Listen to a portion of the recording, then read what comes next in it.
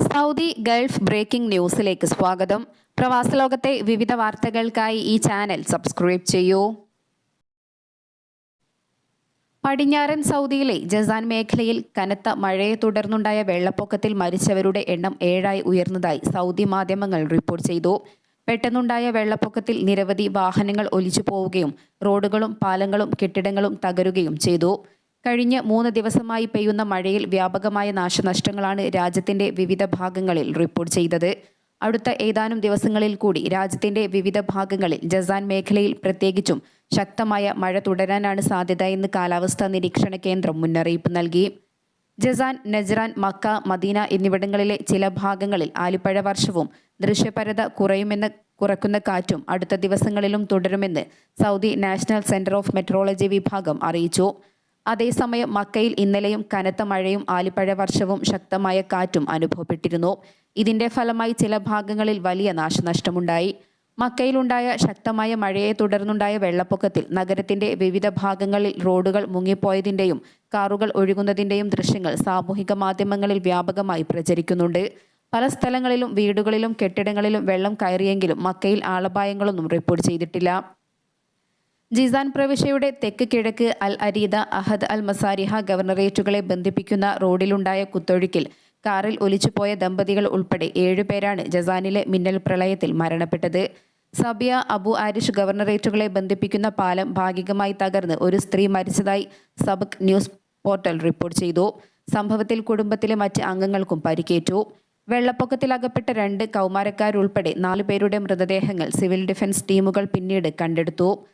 സുരക്ഷിതമായ സ്ഥലങ്ങളിൽ തങ്ങാനും വെള്ളം കെട്ടിക്കിടക്കുന്ന പ്രദേശങ്ങളിലും ശക്തമായ ജലപ്രവാഹമുള്ള വാദികളിലും യാത്ര ചെയ്യുന്നത് ഒഴിവാക്കാനും അധികൃതർ ജനങ്ങളോട് അഭ്യർത്ഥിച്ചു. അപകട സാധ്യത മുന്നിൽ കണ്ട് വെള്ളപ്പൊക്കമുള്ള സ്ഥലങ്ങളിൽ നീന്തരുതെന്നും ഡയറക്ടറേറ്റ് മുന്നറിയിപ്പ് നൽകി. ഔദ്യോഗിക സോഷ്യൽ മീഡിയ ഹാൻഡിലുകൾ വഴിയും വ്യത്യസ്ത മാധ്യമങ്ങളിലൂടെയും നൽകുന്ന സുരക്ഷാ നിർദ്ദേശങ്ങൾ കർശനമായി പാലിക്കാനും സിവിൽ ഡിഫൻസ് ഡയറക്ടറേറ്റ് പൊതുജനങ്ങളോട് ആഹ്വാനം ചെയ്തു. 78ാമത് ഇന്ത്യൻ സ്വാതന്ത്ര്യ ദിനാഘോഷ പരിപാടികൾ ഒമാൻ ഇന്ത്യൻ എംബസിയിലും നടക്കും. ഓഗസ്റ്റ് 15 രാവിലെ 7 മണിക്ക് ആഘോഷങ്ങൾക്ക് തുടക്കമാകും. എംബസി പരിസരത്ത് ഇന്ത്യൻ അംബാസിഡർ അമിത് നാരംഗ് പതാക ഉയർത്തും. മുഴുവൻ ഇന്ത്യക്കാർക്കും പരിപാടിയിൽ പങ്കെടുക്കാൻ അനുമതിയുണ്ട്. എന്നാൽ ആഘോഷങ്ങളിൽ പങ്കെടുക്കാൻ ഉദ്ദേശിക്കുന്നവർ മുൻകൂട്ടി രജിസ്റ്റർ ചെയ്യുകയും അന്നേ ദിവസം രാവിലെ 6:45 മുന്നേ റിപ്പോർട്ട് ചെയ്യുകയും വേണം. സ്ത്രീകൾക്ക് സൗന്ദര്യ സേവനങ്ങൾ നൽകുന്ന ബ്യൂട്ടി സലൂണുകൾ ആരോഗ്യ സാങ്കേതിക ആവശ്യകതകൾ പാലിക്കണമെന്ന് മസ്കറ്റ് മുനിസിപ്പാലിറ്റി ആവശ്യപ്പെട്ടു. ഓൺലൈനിൽ പുറത്തിറക്കിയ പ്രസ്താവനയിലാണ് ആരോഗ്യ സാങ്കേതിക ആവശ്യകതകളും നിയന്ത്രണ മാർഗനിർദ്ദേശങ്ങളും പാലിക്കേണ്ടതിന്റെ ആവശ്യകതകളെക്കുറിച്ച് ചൂണ്ടിക്കാണിച്ചത്. പൊതുജനാരോഗ്യം സംരക്ഷിക്കുക, താമസക്കാരുടെ സൗകര്യം ഉറപ്പാക്കുക, റെസിഡൻഷ്യൽ കെട്ടിടങ്ങളിൽ സ്വകാര്യത നിലനിർത്തുക എന്നിവയാണ് ഈ നിർദ്ദേശത്തിലൂടെ ലക്ഷ്യമിടുന്നത്. മസ്കറ്റ് മുനിസിപ്പാലിറ്റി വ്യക്തമാക്കിയ നിയന്ത്രണങ്ങൾ ഇനി പറയുന്നു. സലൂണിൽ തൊഴിലാളികളെ താമസിപ്പിക്കരുത്. ഏതെങ്കിലും മെഡിക്കൽ നടപടിക്രമങ്ങളോ ഓപ്പറേഷനുകളോ അനുവദനീയമല്ല.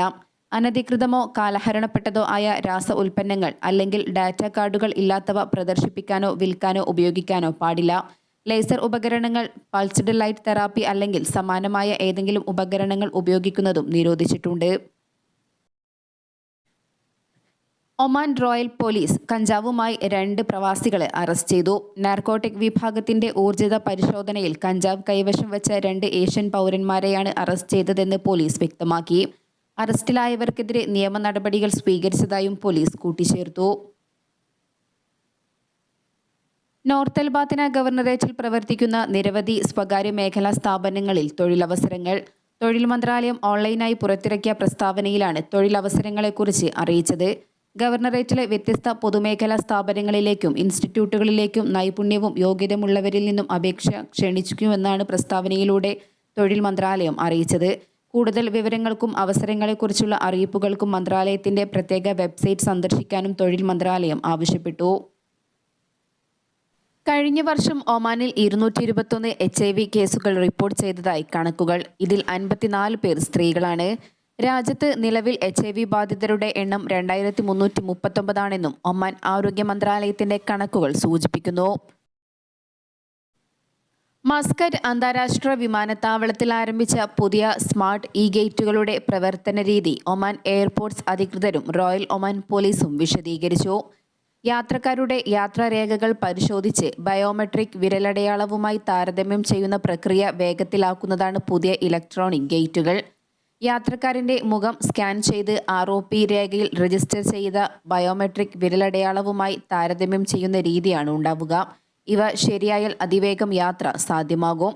ഡിപ്പാർച്ചർ ഹാളിനും അറൈവൽ ഹാളിനും ഇടയിലാണ് സ്മാർട്ട് ഗേറ്റുകൾ സ്ഥാപിച്ചിട്ടുള്ളത്. യാത്രക്കാരന്റെ നടപടികളുടെ വേഗത, ഗേറ്റിനുള്ളിൽ നിൽക്കുന്ന രീതി, മുഖ സവിശേഷതകൾ രേഖപ്പെടുത്തുന്നതിനായി ക്യാമറയിലേക്ക് നോക്കുന്ന രീതി തുടങ്ങിയ ഘടകങ്ങളെ ആശ്രയിച്ചായിരിക്കും ഗേറ്റിന്റെ പ്രവർത്തനശേഷിയും വേഗതയും. ഡിപ്പാർച്ചർ ഹാളിൽ 6 ഗേറ്റുകളാണ് പുതുതായി സ്ഥാപിച്ചത്. ഇതുവഴി 1 മണിക്കൂറിൽ 1000-ൽ പരം യാത്രക്കാരെ കൈകാര്യം ചെയ്യാൻ സാധിക്കും.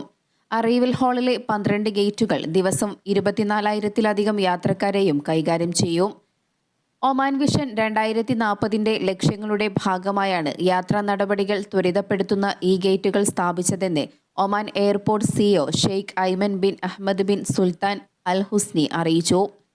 യാത്രക്കാർക്ക് വേഗത്തിലും സുരക്ഷിതമായും സ്വയം സേവനം നൽകുന്നതിനാണ് പുതിയ സംവിധാനം ലക്ഷ്യമിടുന്നതെന്നും അദ്ദേഹം കൂട്ടിച്ചേർത്തു. നേരത്തെ ഇമിഗ്രേഷൻ അടക്കമുള്ള നടപടികൾ പൂർത്തിയാക്കാൻ മണിക്കൂറുകളോളം പലപ്പോഴും വരി നിൽക്കേണ്ട അവസ്ഥയായിരുന്നു. സ്മാർട്ട് ഗേറ്റുകൾ പ്രവർത്തനക്ഷമമായതിനാൽ താമസക്കാർക്കും പ്രവാസികൾക്കും അവരുടെ പാസ്പോർട്ടുകൾ സ്കാൻ ചെയ്തും ഡിജിറ്റൽ ID രജിസ്റ്റർ ചെയ്തും ഇമിഗ്രേഷൻ നടപടികൾ പെട്ടെന്ന് പൂർത്തിയാക്കാൻ സാധിക്കും. അതേസമയം രാജ്യത്തേക്ക് ആദ്യമായി വരുന്നവർക്ക് മാനുവൽ ഇമിഗ്രേഷൻ കൗണ്ടറുകൾ ഉപയോഗിക്കാം. ഡോളറിനെതിരെ രൂപ റെക്കോർഡ് തകർച്ചയിലെത്തി. ഇന്നലെ കറൻസി വിപണിയിൽ ഡോളറിനെതിരെ 83 രൂപ 97 പൈസ വരെയെത്തി ഏറ്റവും മോശം പ്രകടനം കാഴ്ചവെക്കുന്ന ഏഷ്യൻ കറൻസിയായി രൂപ മാറി. റിയാലുമായുള്ള വിനിമയ നിരക്കും ഉയരുകയാണ്. ഇന്നലെ ഒരു റിയാലിന് 217.85 രൂപയാണ് ധനവിനിമയ സ്ഥാപനങ്ങൾ നൽകിയത്. സർവകാല റെക്കോർഡ് വിനിമയ നിരക്കാണിത്. രൂപയുടെ മൂല്യം 84 കടക്കാതിരിക്കാൻ റിസർവ് ബാങ്ക് വലിയ ജാഗ്രതയിലാണ്. ഇറക്കുമതിക്കാർ കൂടുതൽ ഡോളർ ഡിമാൻഡ് ചെയ്തത് മൂല്യത്തകർച്ചയ്ക്ക് കാരണമായി. അതേസമയം ഒമാനി റിയാലിന്റെ മൂല്യം ഉയർന്നത് കൂടുതൽ തുക നാട്ടിലേക്ക് അയക്കാൻ ഇന്ത്യൻ പ്രവാസികൾക്ക് അവസരമൊരുക്കി. വരും ദിവസങ്ങളിൽ കൂടുതൽ തുക ലഭിക്കുമെന്ന പ്രതീക്ഷയിൽ കാത്തിരിക്കുന്ന പ്രവാസികളുമുണ്ട്.